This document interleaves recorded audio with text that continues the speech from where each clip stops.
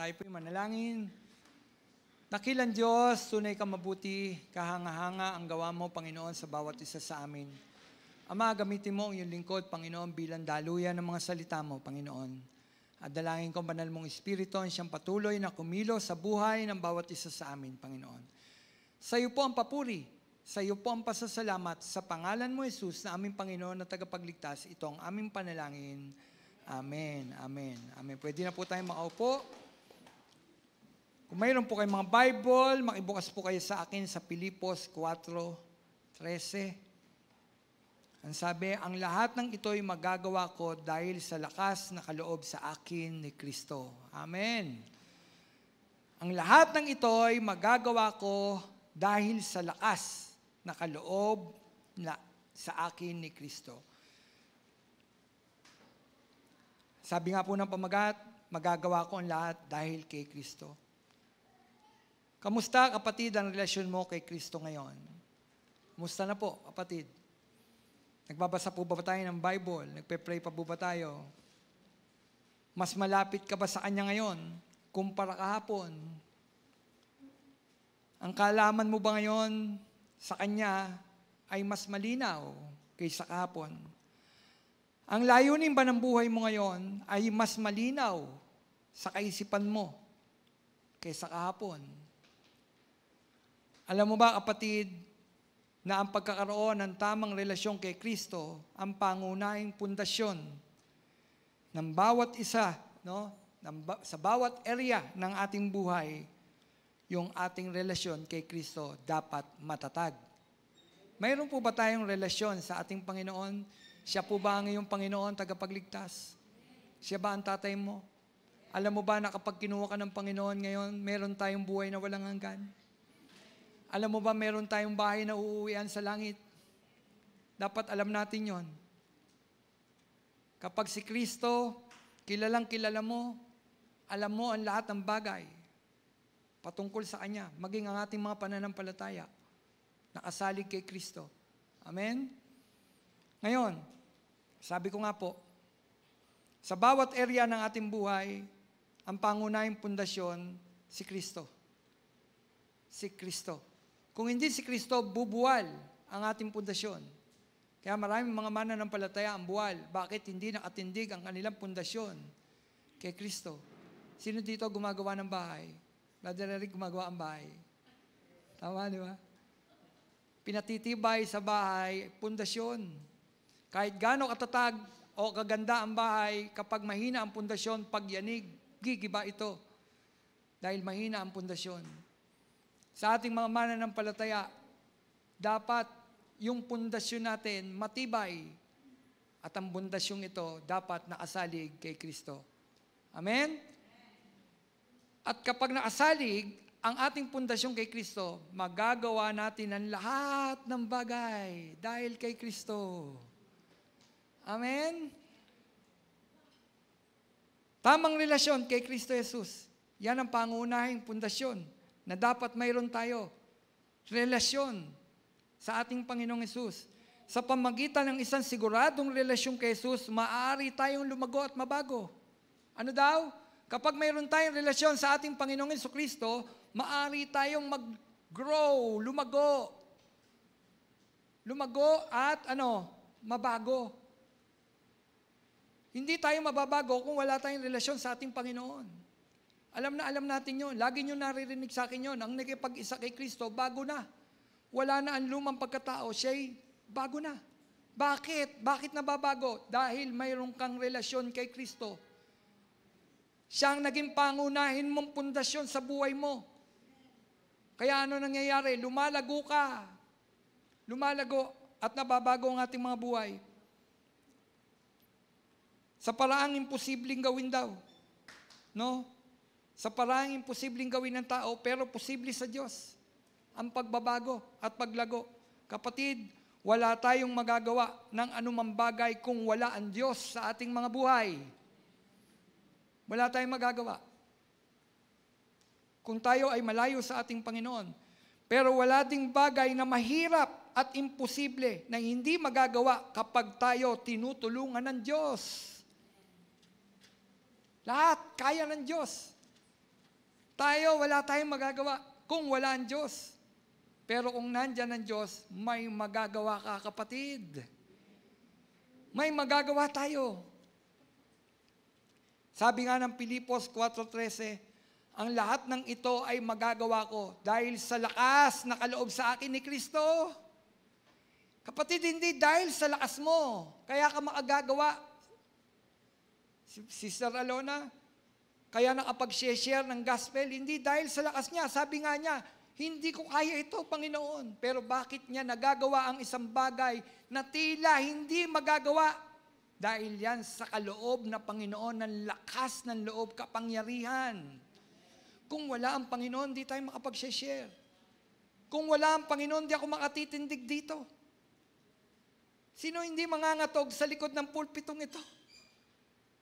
Bawat tayo ko po dito, ninenervis ako. Ninenervis ako, baka mamaya kung ano-ano pagsasabi ko sa inyo. Pero dahil kay Kristo, may magagawa. Minsan binubulag tayo ni Satanas, sinasabi, wala kang magagawa, wala kang magagawa. Oo, wala kang magagawa kung wala si Kristo. Pero ang sabi, ang lahat ng ito, magagawa ko dahil sa lakas na kaloob sa akin ni Kristo. Dito pinalalakas ng Panginoon ang kanyang pananampalataya. Amen! Nagagawa natin yan, hindi saga ng ating lakas. Nagagawa natin ang bagay na ito dahil mayroon tayong Diyos na tapat. Pinalalakas tayo araw-araw. Amen? At ang maganda sa Diyos na ito, binabago ka rin niya araw-araw. Di ba ang buti ng Diyos? Kahanga-hanga ang Diyos. Sabi, lahat magagawa natin dahil sa lakas ng kaloob ni Kristo. Ang hamon ay tila imposible kapag gumagawa tayo ng anumang malalaking pagbabago sa ating buhay. Tila imposible yun. Kapag mayroon tayong binabago o gustong baguhin sa ating mga buhay, tila imposible. Lalo na kung gusto nating mabago ang ating buhay na galing tayo sa hindi magandang buhay. Na tayo'y galing sa kasalanan, hindi natin kayang baguhin ang ating mga sarili. Tila imposible. Pero buti na lang, mayroong isang Diyos na tumutulong upang mabago ang ating mga buhay. Praise the Lord! Hallelujah! Yung dati mong interest, hindi mo na interest ngayon. Ang interest mo na ay ang Panginoon, ang magbasa ng Biblia, ang manalangin, ang pumunta sa church. Tingnan ninyo, anong kapangyarihan na nagdala sa inyo para pumunta sa church? Amen. Hallelujah. Praise the Lord. Sa ilan, napakahirap pumunta sa bahay-sambahan ng Panginoon. Pero bakit narito kayo sa bahay-sambahan ng Panginoon? Di po ba't ito'y kapangyarihan na bigay ng Panginoon sa iyo, lakas? Dahil hindi lahat nakapupunta sa church. Struggle. Pero tingnan ninyo, kapatid, napagtagumpayan ninyo. Sino nag-udyok? Pupunta ako sa church o hindi? Pupunta ako sa church o hindi? Pili. Pupunta. Pupunta ako sa church. Oo, hindi. Oo. Oo. Lord, thank you, Lord. Oo. Laro ng bata. Di ba?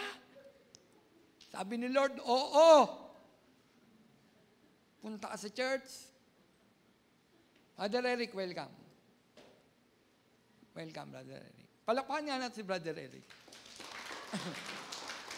Sabi niya sa akin kanina, pagdating sa harap, sa gate, Pastor, pwede pa ba ako dyan? Oo naman, kakulab ka ni Lord. Panik, brother, panik. Sino nag-udyok? Si Lord. Kita niyo, si Lord.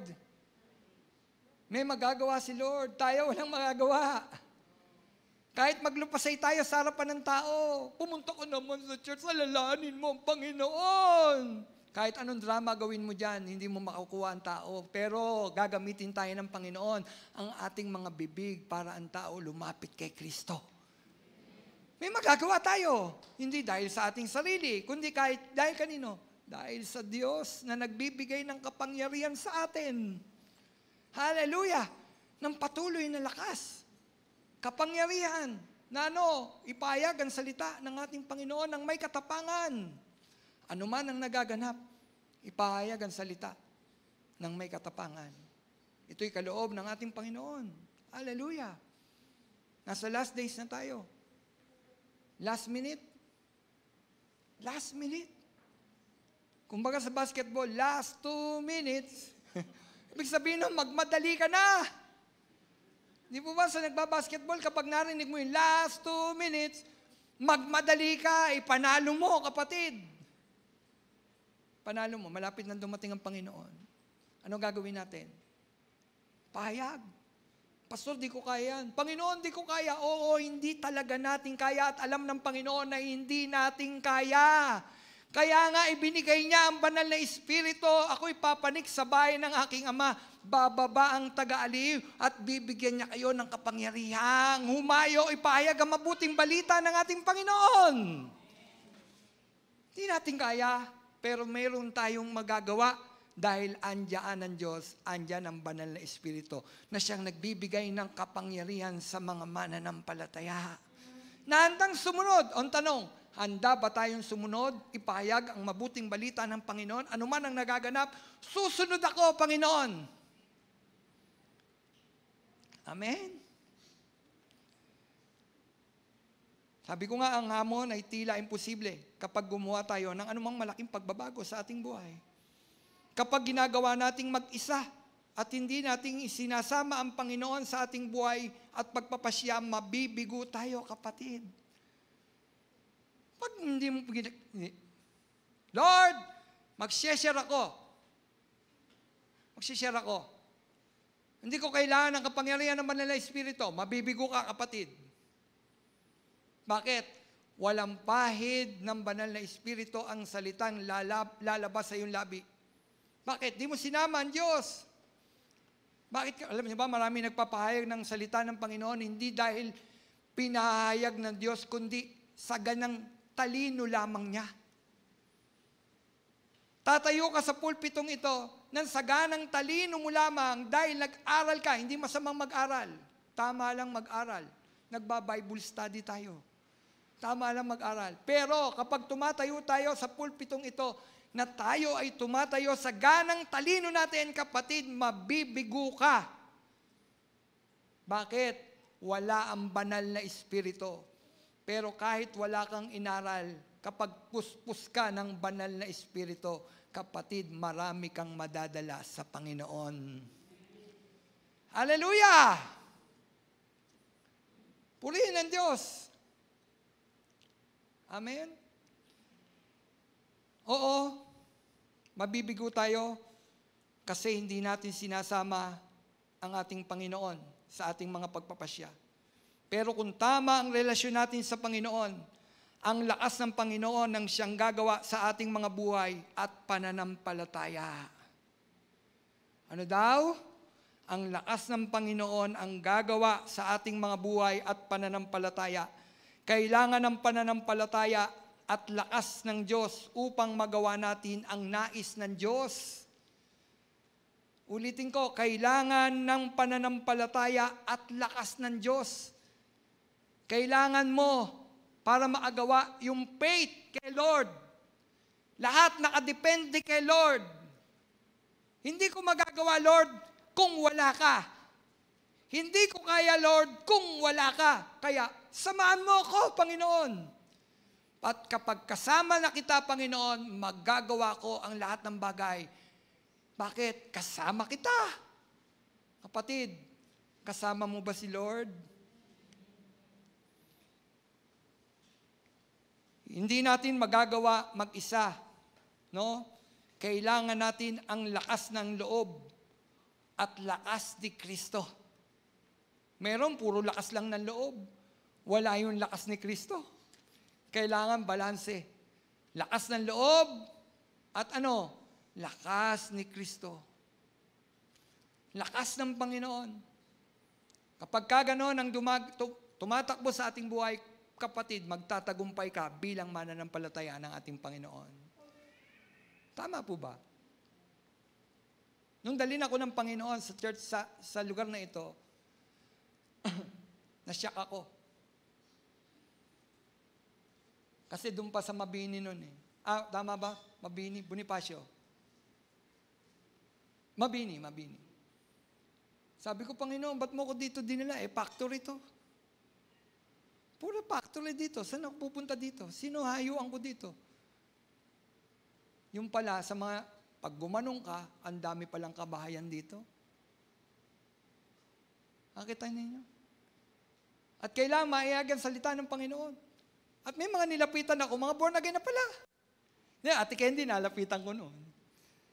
Mga mananampalataya na pala. Panginoon, sino pa ako? Share ko ng gospel dito.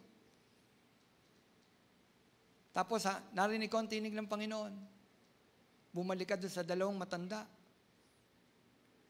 Kasi doon, dati may nakatambay na matanda, naging member natin, namatay na siya. Bumalik ka doon. Sharean mo ng gospel. Si Nanay Mary. Tapos pagdating ko, naka-L300 ako noon. Dahil natatakot ako eh. Parang si Sister Alona, hindi naman natin kaya, di ba? Natatakot tayo eh. Matanda pa, pinapuntahan sa akin ng Panginoon. Kusungitan ako ng mga senior. Sabi ng Panginoon, sharean mo yung dalawang matanda. Pagbalik ko, 3 na sila. Sabi ko, ay, pwede po bang, ako po si Pastor Romel, pwede po bang makipag-usap sa inyo saglit? Paano mo makakausap kung nakasakay ka sa sasakyan mo? Bumaba ka dyan, garahin mo yung sasakyan mo, sabi ni Nanay Mary. Yun na, umpisa. Pagkatapos noon, pumunta na sila ng church. May dala-dala ng mga tao rin. Nanay Gina, pinapunta ko ng Panginoon. Marami. Ang dami palang tao dito. Ang ilan, tinamaan na ng highway. Napunta na kung saan. Sana punong-puno to noon. Di po ba? Doon nga sa garahe noon sa kila Joyce na sa Salabat punong-puno yun eh. Tinamaan ng highway, nasa na? Di nalipat. May layo na ng Diyos. Ngayon, hihinto ba tayo dahil doon? Hindi, magpapatuloy. Ipayag ang mabuting balita. Marami pang tao dito hindi nakakarinig ng salita ng Panginoon. Kailangan nila makarinig ng salita ng Panginoon. Kaya't magpapatuloy tayo. Magpapatuloy ako. Purihin ng Panginoon, hindi ko kayang mag-share. Hindi ko kayang mag-share ng gospel kung wala ang banal na Espiritu. Pero dahil sa lakas ni Kristo, magagawa natin, kapatid. Amen? Magagawa natin. Ang tila imposible, magagawa natin dahil kasama natin ang Panginoon. Kapag lumapit tayo, kapatid, kay Kristo, nang may pagpapakumbaba bilang pagkilala sa ating kahinaan, mahina tayo. Yun aaminin natin sa Diyos, hindi ko kaya. Nang si Moises tawagin ng Panginoon, hindi niya kaya. Sinabi niya, Panginoon, hindi ko kaya. Sino ako? Sino ako para magsalita, mamuno sa bayan mo? Una, hindi ako marunong magsalita. Utal ako, sabi ni Moises. Pero, mayroon lakas at Diyos. Ginagamit niya ang may kapansanan tulad ni Moises utal upang mamuno sa napakalaking bansa. Inilabas mula sa Ehipto sa pagkaalipin. Kapatid, ganun din tayo. May kahinaan tayo, pero gagamitin tayo ng Panginoon para mga alipin ni Satanas lumaya. Pag sinabi mo lang kay Kristo sa ating Panginoon, hindi ko kaya, Panginoon, mahina ako, pero gagawa ako. Kung pupuspusin mo ko ng iyong kapangyarihan, gagawa ako, Panginoon. Kapatid, gusto lang ng Panginoon, pagpapakumbaba sa kanyang harapan. At kahit wala kang alam, gagamitin ka ng Panginoon. Minsan nga, mas marami pang nadadala sa Panginoon yung walang inaral. Biblical naman yun. Gagamitin niya ang mga walang alam para hiyain ang marurunong. Hindi masama mag-aral. Aral. Hindi masama mag-aral. Tama yun. Kaya lang, kadalasan, dun sa mga taas, dun sa mga inaral, dun nakapako.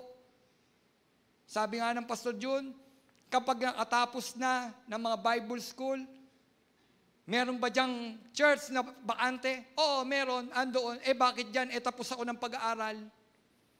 Namimili. Kapag tinawag ka ng Panginoon, kahit saan kadali ng Panginoon, tinawag ka. Kahit ano pa ang pinag-aralan mo, tapos ka man ng Bible school o hindi ka tapos ng Bible school, kapag sinusunod mo ang Panginoon, saan ka man dali ng Panginoon, doon ka. Amen?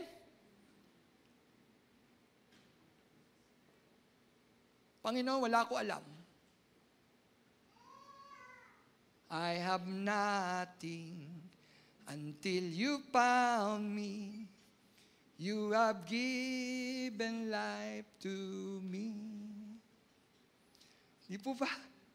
Ano ba tayo nang matagpuan ng Panginoon? Wala.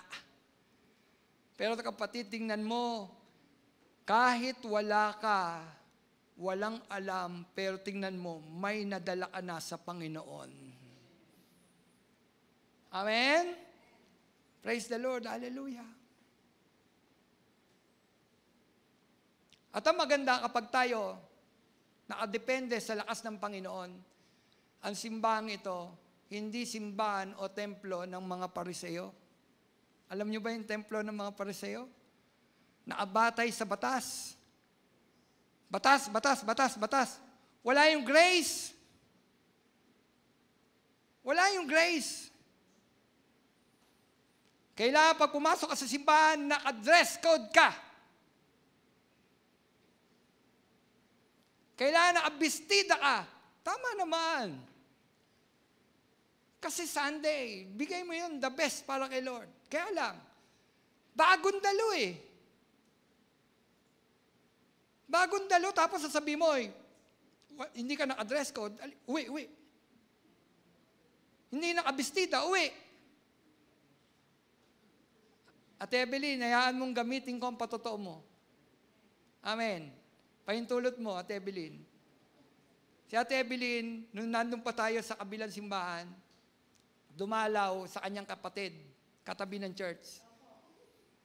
Habang nagkakantahan, meron siyang naririnig. Pumasok ka. Kahit po ako naka-short na. Ayan. Kahit siya naka-short at naka-spaghetti. Spaghetti pababa ng pababa.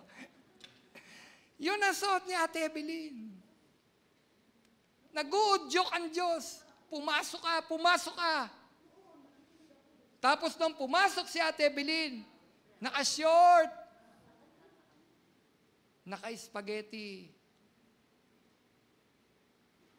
Kung yung simbahan ng mga Pariseo, ay hindi po kayo pwede. May dress code po. Pero nangungusap pala ang Diyos. Nangungusap ang Diyos. Pag-upo ni Ate Evelyn, Amen! Amen! Nung una kala ko, niloloko ko ni Ate Evelyn. Amen! Sumunod na linggo, naka-dress code na si Ate Evelyn. Kasama na si Ate Remy. Hallelujah, praise the Lord. Kasama si Brother Ronald. Kasama si Regine. Kita nyo? Paano kung tinaboy natin? At hindi tayo nakadepende kung ano yung kalooban ng Diyos. Lagi tayo nasa batas. Kapatid, tama lang na may dress code. Pero tandaan natin, namumuhay tayo sa grace ni Lord. Huwag natin titignan ng tao kung ano ang suot. Kung tinaboy natin, di wala si Regine, wala si Brother Ronald, wala si Ate Remy. At sasabihin ni Ate Evelyn, huwag kayong pupunta sa church na yan. Nagtatabo yan. Amen? Ibig ko sabihin, yan ang kapangyarihang nagagawa ng Panginoon. Yung tila imposible sa iyo, si Jesus naman ang gagawa para sa iyo. Amen? Kita niyo, sinarang ko ba siya? Hindi. Si Jesus ang nag-share. Pumasok ka, pumasok ka, pumasok ka. Kita niyo? O ngayon, nasaan? Si Ate Evelyn, nandito. At naniniwala ako bawat isa sa atin. May nag-uudyok, bakit balik tayo ng balik sa bahay-sambahan ito? Amen? Kung wala ang Diyos, hindi natin kaya. Sabi sa akin, bakit hindi ka sa labas maghanap ng bahay-sambahan? Doon sa labas. Sabi ko, bakit? Para madadaanan ng mga dikotse. Hindi ng kalooban ng Diyos. Ang gusto ng Panginoon, ang pupunta dito, nagbabangka. Bahain to eh. Ayaw ng Panginoon ng dikotse. Gusto ng Panginoon, dito, Romel, dito. Sabi ko, dead end doon. Dito yung nilagay ng Panginoon, ng church. Abay, praise the Lord. Kahit wala ka sa labas, may pumupunta, dikotse. Nakita nyo? Mga taga-Caloocan nga, napupunta dito, dikotse. Nakita nyo? At ang maganda dito, pinagpapala ng Diyos. Pinagpapala tayo ng Panginoon. Amen? Yan ay lakas na nanggagaling sa Panginoon. Hindi dahil kay Pastor Romel, hindi dahil sa bawat isa sa atin. Dahil wala nga tayong magagawa kung wala si Kristo. Ang lahat ng ito nagagawa lang natin dahil kay Kristo. Praise the Lord. Hallelujah. Amen. Woo! Thank you, Lord. Thank you, Jesus. May kahinaan tayo. Sabihin natin sa Panginoon, mahina ako, hindi ko magagawa, Panginoon, pero bigyan mo ako ng lakas. Sinabi nga ng Bible na may direktang connection daw sa pagitan ng faith at ng kapangyarihan. Kung mas maraming pananampalataya ang mayroon tayo sa Diyos, mas maraming kapangyarihan at mas maraming pagpapala ang makukuha natin buhat sa ating Panginoon. Ano daw? Mas marami tayong pananampalataya, mas marami tayong kapangyarihang makukuha sa ating Panginoon. Ibig sabihin nun, palalimin pa natin ang ating mga pananampalataya sa ating Panginoon.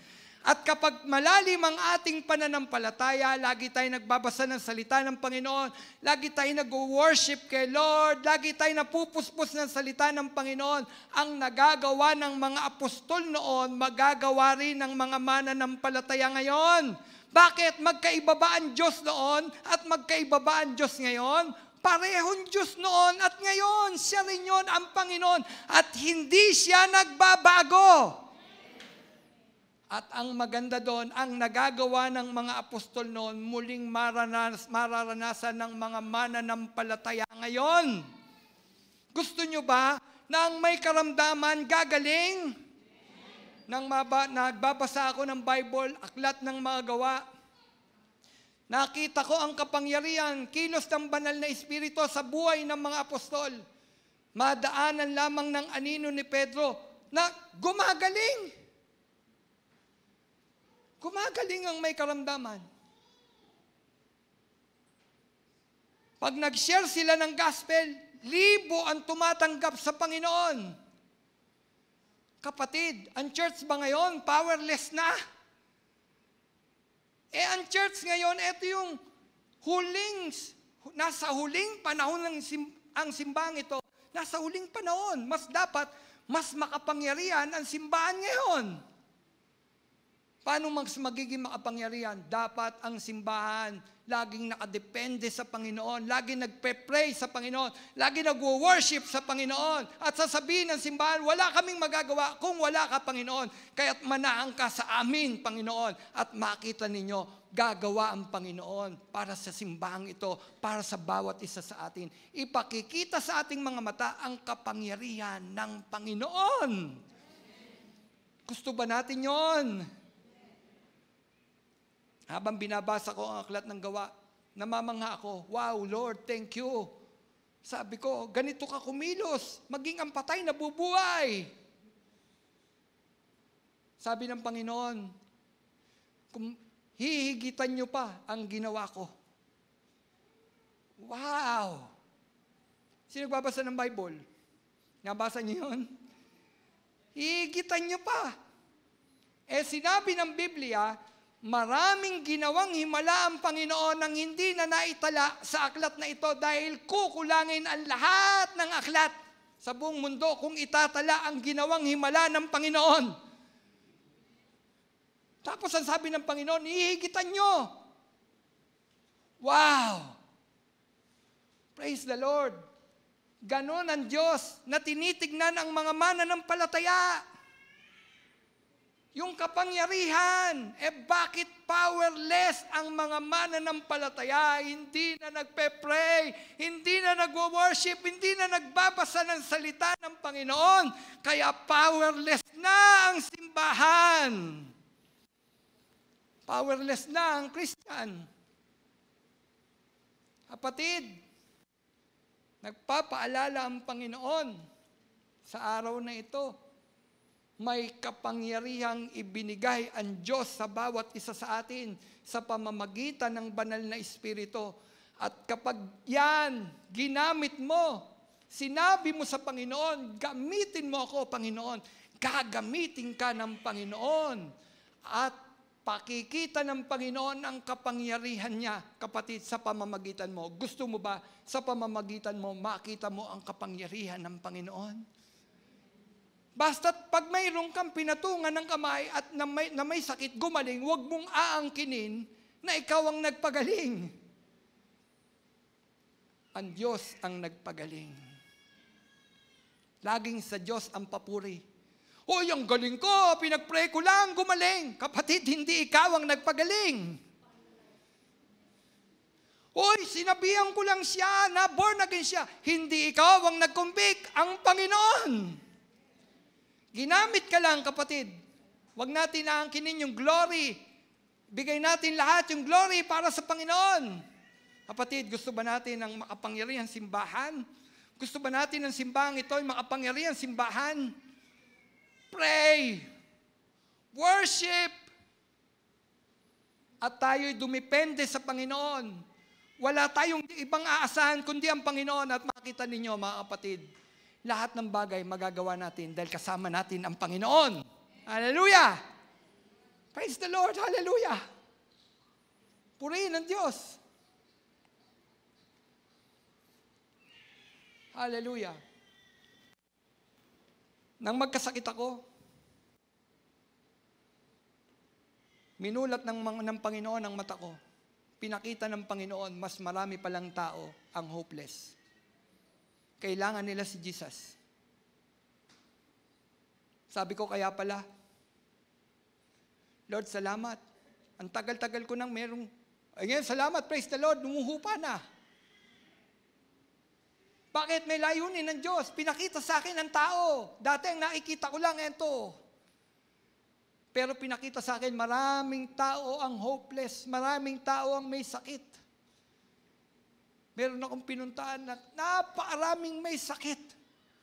Pinakita ng Diyos sa akin, yan ang tao, kailangan nila ako. Kailangan nila, hindi ako si Kristo. People need the Lord. People need the Lord. Huwag ko na ituloy, hindi ko na alam yung lyrics. Pero yun. People need the Lord. Kapatid, may magagawa ka kung nakadepende ka kay Kristo. Amen? Hallelujah! mas maraming kapangyarihan at mas maraming pagpapala ang makukuha natin sa ating buhay kung tayo ay mas maraming faith. Nakadepende kay Lord. Kapag kulang ang ating faith, ito ay hadlang upang hindi natin makita ang kapangyarihan at gawa ng Panginoon sa ating buhay. Kaya sabi ko kanina, powerless Christian, powerless ang church. Bakit? Kulang sa faith. Kulang sa pananampalataya. Tuwing linggo na lang nagkikita. Noon ang mga mananampalataya, araw-araw daw nagkikita. Masayang pinag-uusapan ang pagliligtas na ginawa ng Panginoon. Ngayon, linggo na lang ayaw pang magkita-kita. Di po ba? Pasalamat kayo. Bakit? Gusto nyo magkita-kita? Kapatid, simulan mo ngayon magbasa ng Bible. Simulan mo mag-pray, simulan mo mag-worship, mas malalim. Iyak kay Lord. Iyak. Hindi ko kayo dinidigtaan. Iyak! Hindi kayo iyak? Hindi. Ay, pag naroon na tayo sa presence ni Lord, unti-unti, nararamdaman mo yung presence ni Lord, unti-unti, nadarama natin siya, yung sarap ng presensya ng Diyos, yun yung nagdalagay sa ating mga mata upang ang ating mga luha ay tumulo. At nakikita natin, Panginoon, wala akong magagawa kung wala ka. Kapatid, gusto nyo ng kapangyarihan? Banal na Espiritu? Banal na Espiritu? At ang banal na Espiritu, ang sabi ng isang mangangaral, most neglected daw. Samantalang doon nakadepende yung kilos, yung kapangyarihan ng simbahan at ng mga mananampalataya. Kanino? Nasa banal na Espiritu.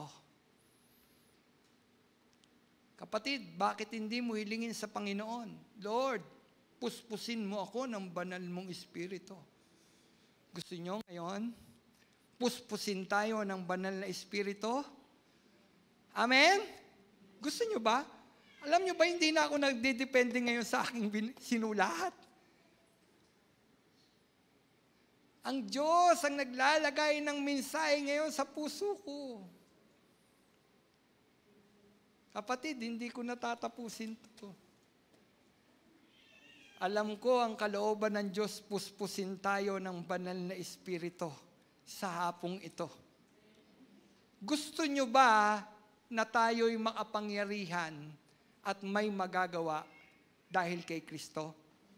Hilingin natin ang banal na Espiritu sa oras na ito na siyang kumilos sa bawat isa sa atin at sabihin natin sa Panginoon, gusto ko, Panginoon, puspusin mo ako. Sino dito gustong mapuspos ng banal na Espiritu? Sige po, tayo po tayo. Hilingin ko ang worship team. Sabihin mo kapatid, magagawa ko ang lahat dahil kay Kristo.